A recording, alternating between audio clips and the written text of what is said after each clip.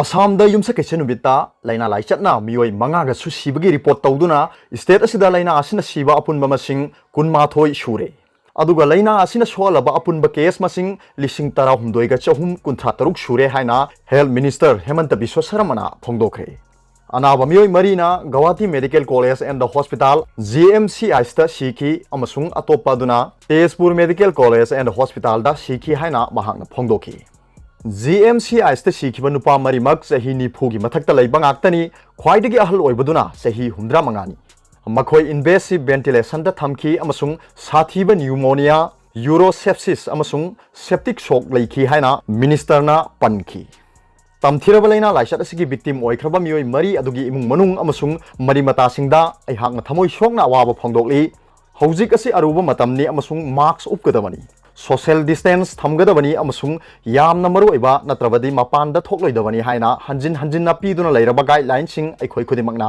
ꯉꯥꯛꯀꯗꯕꯅꯤ ꯍꯥꯏꯅ ꯁꯔꯃꯅ ꯇ꯭ꯋꯤꯠ ꯇꯧꯈꯤ꯫ TMCIꯁꯇ ꯂꯩꯈꯤꯗꯕ ꯑꯅꯥꯕ ꯑꯗꯨ ꯍꯔꯕꯦꯜ ꯃꯦꯗꯤꯀꯦꯁꯟ ꯆꯠꯊꯕꯒꯤ ꯍꯤꯁꯇ꯭री ꯑꯃ ꯂꯩꯕ, ꯁꯣꯛ ꯆꯠꯄꯗ ꯁꯦꯞꯇꯤꯀꯦꯃꯤꯌꯥꯒꯤ ꯐꯤꯆꯔꯁꯤꯡꯒ ꯂꯣꯏꯅꯅ ꯍꯣꯁꯄꯤꯇꯥꯜ ꯑꯗꯨꯗ ꯑꯦꯗꯃꯤꯠ ꯇꯧꯔꯛꯈꯤꯕ उदालगुरी डिस्ट्रिक्ट लेबा माजबार एरियादगी सही 50 सुरबा नुपा अमनी हाइना महाकना फोंगदोखी।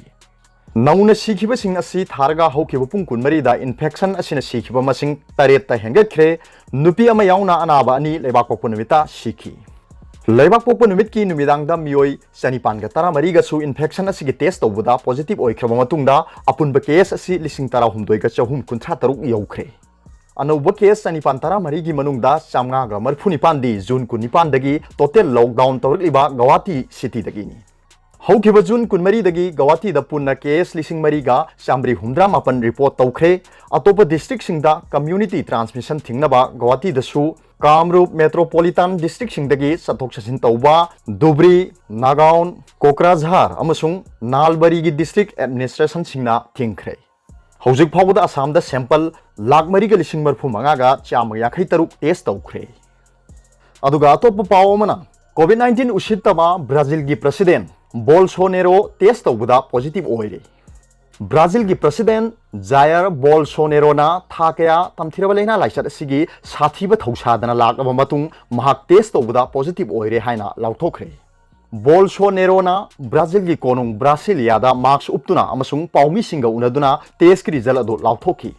अइहाक करिसु तौदे, नॉर्मल ओइरी। अइहाक मफम असिदा खोंगना चटपा फावबा पामी अदुबो मेडिकल रिकमेंडेशन सिंगना मरम ओइरगा अइहाक मदु तौबा यादे हाइना बोल्सोनेरोना फोंगदोखी। प्रेसिडेंट माबु सौगटपसिंगा फोंगना खुद सोकनबा अमसुंग तोना तिनबा करिगुम्बा मतमदा मास्क उपतना तोइना उखी। एथलेट अमा ओइना महाकि हिस्ट्रीना माबु महिक असिदगी ngaktokani अमसुंग महाकना महिक असि थेंगनरुबा तारबसु लाइहौ मचा अमा हौबा नतना करिसु ओइरोय हाइना महाकना हाइकी। लेबाक असिगी मियोय चादो हुंद्राबु तमथिरबा लैना लाइचत असि नाबदगी ngaktokनबा लंबी अमता लैते अमसुंग इकोनॉमिक एक्टिविटी थिंगनबा लोकल अथॉरिटी सिंगी थौरांग सिंगना महिक असिना चटनिंगबा चटहनबा दुदगी हेना मियामदा अवाबो हेनगनी हाइनासु महाकना हंजिन हंजिन हाइकी। लाइचत असे संदोकपा थिंगनबा थमखिबा थिंगबसिंग मी सिबगी चांग हंथबा अमसुंग इंटेंसिव केयर यूनिट सिंगदा लैबगी चांग हंथबदगी सिटी सिंग अमसुंग स्टेट सिंगदा ममांग थादा लौथोकी। मालेमदा मिसिंग ख्वाइदगी यामबा 6 सुबा लैबाक असि मालेमदा लाइचत असिना ख्वाइदगी सोखनबा लैबाक सिंगी मनुंगदा अमा ओइरी।